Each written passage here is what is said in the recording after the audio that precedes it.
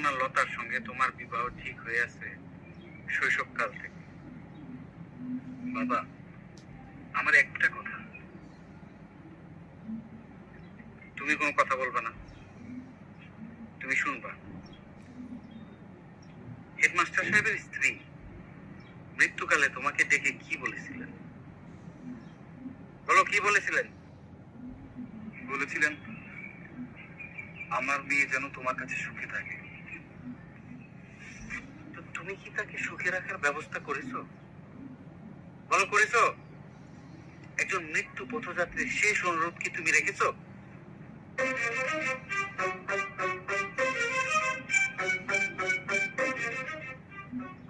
আজ সন্ধ্যায় হেডমাস্টার সাহেবের কন্যা লতার সঙ্গে তোমার বিবাহ। তুমি এই পেটনিটারে তালাক দিবা। যদি না দাও, আমি তোমারে গুলি করে মারবো। প্রেম, প্রেম। বাবা, আপনি আমারে গুলি করেন।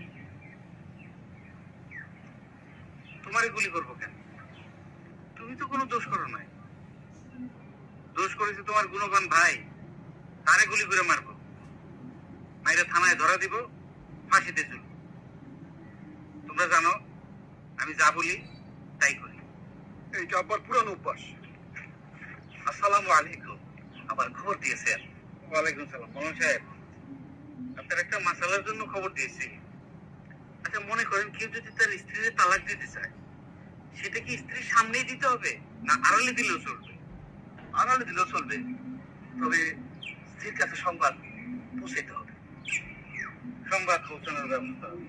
রহিম, তালাকের ঝামেলা শেষ হওয়ার পর তুমি ফরিদকে তালা বন্ধ করে রাখবে। তালা খোলা হবে বিবাহের আগে। আব্বা, ঘরে ভালো তালা নাই, একটা নতুন তালা কিনে নিয়ে আসি।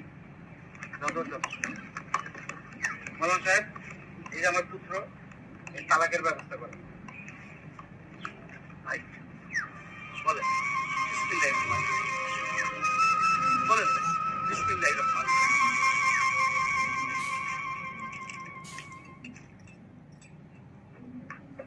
বুঝলাম, একটা চাঁদাও দেই, টেনশনে অস্থির হয়ে আছে।